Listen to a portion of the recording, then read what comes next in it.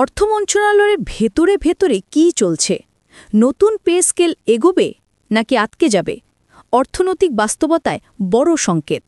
প্রিয় সরকারি চাকুরিজীবী ভাই ও বোনেরা, আজকের সকালের আপডেট নিউজে আপনাদের স্বাগতম। যারা আমাদের চ্যানেলে নতুন তারা এক্ষুনি চ্যানেলটি সাবস্ক্রাইব করুন, আর হ্যাঁ, অবশ্যই কমেন্ট করে জানাবেন আপনারা কে কোন জেলা থেকে আমাদের ভিডিওটি দেখছেন। তবে চলুন কথা না বাড়িয়ে আজকের সর্বশেষ সংবাদটি জেনে নিন। অন্তর্বর্তী সরকার দায়িত্ব নেওয়ার পর থেকেই সরকারি চাকুরিজীবীদের বহুদিনের বেতন বৈষম্য এবং সীমিত বেতন কাঠামোর সমস্যার সমাধানকে অগ্রাধিকার দিয়ে দেখে। সেই উদ্দেশ্যে সরকার একটি পে কমিশন গঠন করে এবং ৬ মাসের নির্দিষ্ট সময়সীমা বেঁধে দেয়। সরকারি চাকুরিজীবীরা আশা করেছিল এই সময়সীমার মধ্যেই নতুন বেতন কাঠামোর সুপারিশ হাতে পাবে তারা। কিন্তু সময়সীমার শেষ দিনে এসে দেখা যাচ্ছে পে কমিশন তাদের কাজ পুরোপুরি শেষ করতে পারেনি, ফলে সুপারিশ জমা দেওয়ার বিষয়টি অনিশ্চয়তায় আটকে গেছে। অন্যদিকে চাকুরিজীবীদের মধ্যে যে প্রত্যাশা তৈরি হয়েছিল তা এখন চাপ ও উদ্বেগে রূপ নিয়েছে। পে কমিশন গত কয়েক মাসে অসাধারণ পরিমাণ তথ্য সংগ্রহ ও মতামত গ্রহণের কাজ সম্পন্ন করেছে। অনলাইনে হাজারো সরকারি কর্মচারী তাদের মতামত দিয়েছেন, বিভিন্ন দপ্তর, সেক্টর এবং পেশাজীবী সংগঠনের সঙ্গে সরাসরি মতবিনিময় হয়েছে এবং দেশের ২০০ শতাধিক সংগঠনের প্রতিনিধিরা তাদের প্রস্তাব পেশ করেছেন। এসব মতামতের সবচেয়ে সাধারণ ও জোরালো দাবি ছিল সর্বনিম্ন বেতন ৩৫,০০০ টাকা নির্ধারণ করা এবং বর্তমান গ্রেড সংখ্যা উল্লেখযোগ্যভাবে কমানো। বহু বছর ধরেই সরকারি কর্মচারীরা অভিযোগ করে আসছিলেন যে গ্রেড সংখ্যা এত বেশি এবং বেতন ব্যবধান এত অসম যে একই পদে থাকা কর্মচারীদের মধ্যেও বড় বৈষম্য দেখা দেয়। এই বাস্তবতা সামনে রেখে পে কমিশন এই দুইটি বিষয়কে গুরুত্ব দিয়ে বিবেচনা করছে। তবে এত বড় পরিসরের কাজ শেষ করেও কমিশন নির্ধারিত সময়সীমার ভেতর চূড়ান্ত সুপারিশ তৈরি করতে পারেনি।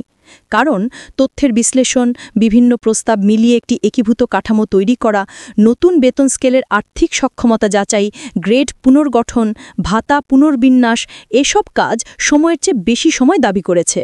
কমিশনের সদস্যরা জানিয়েছেন যে রিপোর্টের অর্ধেকের বেশি কাজ সম্পন্ন হলেও চূড়ান্ত অংশের মধ্যে এমন কিছু দিক রয়েছে যা আরও বিশ্লেষণ ছাড়া প্রকাশ করা যাবে না। এর ফলে ৩০ নভেম্বরের মধ্যে রিপোর্ট জমা দেওয়া সম্ভব হয়নি। এই পরিস্থিতি সরকারি চাকুরিজীবীদের জন্য মানসিক চাপ তৈরি করেছে। তারা অনেক আগে ঘোষণা দিয়েছিল ৩০ নভেম্বর সময়সীমা পেরিয়ে গেলে তারা বড় ধরনের আন্দোলনে যাবে। সেই ঘোষণার প্রতিফলন ইতোমধ্যে দেশের প্রতিটি জেলায় দেখা যাচ্ছে। কোথাও স্মারকলিপি দেওয়া হচ্ছে, কোথাও মানববন্ধন, কোথাও বিক্ষোভ সমাবেশ, আবার কোথাও অবস্থান কর্মসূচিও চলছে। সামনে তারা ঢাকায় ৫ ডিসেম্বর একটি মহাসমাবেশ ঘোষণা করেছে, যা পরিস্থিতিকে আরও উত্তপ্ত করে তুলতে পারে। অনেক কর্মচারীর কাছে এই পে স্কেল শুধু বেতন নয়, এটি একটি বেঁচে থাকার লড়াই। বাড়তি বাজার দর, বাসা ভাড়া, সন্তানের পড়ালেখা ও চিকিৎসার খরচ সবকিছু সামাল দিতে গিয়ে তারা আজ দিশেহারা। তাদের দীর্ঘদিনের অপেক্ষা যেন আরেক দফা অনিশ্চয়তার ঘেরোটপে পড়ে গেছে। গত সপ্তাহে পে কমিশন সচিবদের সঙ্গে ধারাবাহিকভাবে দুটি গুরুত্বপূর্ণ বৈঠক করে। প্রথম বৈঠকে সচিবদের পূর্ণ উপস্থিতি না থাকায় দ্বিতীয় বৈঠক ডাকা হয়। দ্বিতীয় বৈঠকে জনপ্রশাসন, ভূমি, স্বাস্থ্য, শিক্ষা, স্থানীয় সরকার সহ বিভিন্ন মন্ত্রণালয়ের সিনিয়র সচিবরা নতুন বেতন কাঠামোর সম্ভাব্য প্রভাব নিয়ে বিস্তারিত আলোচনা করেন। তারা উল্লেখ করেন, নতুন পে স্কেল বাস্তবায়নের ফলে সরকারের বাৎসরিক ব্যয় অনেক গুণ বাড়বে। গ্রেড কমানোর প্রক্রিয়ায় প্রশাসনিক কাঠামোয় বড় ধরনের পরিবর্তন আসতে পারে। ভাতা পুনর্বিন্যাসের নতুন নীতিমালা তৈরি করতে হতে পারে। এইসব বাস্তবতা মাথায় রেখে সচিবরা তাদের মতামত দেন, আর কমিশন সেগুলো বিশ্লেষণ করে চূড়ান্ত সুপারিশ তৈরির কাজ করছে। পে কমিশনের চেয়ারম্যান আগেই জানিয়েছেন যে সচিবদের পরামর্শ অত্যন্ত গুরুত্বপূর্ণ এবং এসব পর্যালোচনা শেষ হলেই তারা রিপোর্ট চূড়ান্ত করবেন। কমিশনের সদস্যরাও ইঙ্গিত দিয়েছেন যে ডিসেম্বরের মধ্যেই সুপারিশ জমা দেওয়া সম্ভব হতে পারে, তবে চূড়ান্ত তারিখ এখনও নিশ্চিত নয়। এদিকে বাংলাদেশ সচিবালয়ের কর্মচারীরা কমিশনের সঙ্গে বৈঠক করে জানতে পেরেছেন ৩০ নভেম্বরের মধ্যে সুপারিশ দেওয়া সম্ভব হবে না, কিন্তু ডিসেম্বরের মধ্যে তা জমা দেওয়ার চেষ্টা চলছে। এখন সবচেয়ে বড় প্রশ্ন হল, নতুন পে স্কেল বাস্তবায়নের সিদ্ধান্ত কোন সরকার নেবে? অর্থ উপদেষ্টা এ বিষয়ে বারবার ভিন্ন মন্তব্য করায় কর্মচারীদের মধ্যে বিভ্রান্তি আরও বেড়েছে। কখনো তিনি বলেছেন অন্তর্বর্তী সরকারই নতুন পে স্কেলের সিদ্ধান্ত নেবে, আবার কখনো বলেছেন নির্বাচিত সরকারের ওপরই দায়িত্ব দেওয়াই শ্রেয়। সবশেষে তিনি বলেছেন সুপারিশ যতটা সম্ভব বাস্তবসম্মত হবে এবং তা কার্যকর করা হবে, তবে কখন এবং কোন সরকারের আমলে হবে তা স্পষ্ট করা হয়নি। এই অনিশ্চয়তার সঙ্গে আরও একটি বড় সমস্যা হল দেশের বর্তমান অর্থনৈতিক অবস্থা। বৈদেশিক মুদ্রার সংকট তীব্র হয়েছে, বাজেট ঘাটতি বাড়ছে, আমদানি ব্যয়ও আগের তুলনায় অনেক বেশি। এসব চাপের কারণে নতুন পে স্কেল বাস্তবায়নে সরকারের বাৎসরিক ব্যয় কয়েক হাজার কোটি টাকা পর্যন্ত বাড়তে পারে।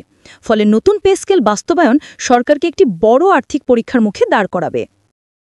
সরকারি চাকুরিজীবীদের কাছে নতুন পে স্কেল শুধু একটি সংখ্যা বা কাঠামো নয়, এটি তাদের পরিবারের জীবনমান, সন্তানের ভবিষ্যৎ, চিকিৎসা, খাদ্য, নিরাপত্তা সবকিছুর সঙ্গে জড়িত। দেশের লাখ লাখ পরিবার আজ নতুন পে স্কেলের আশায় দিন গুনছে। অনেকে বলছেন সময় যত যাচ্ছে চাপ তত বাড়ছে।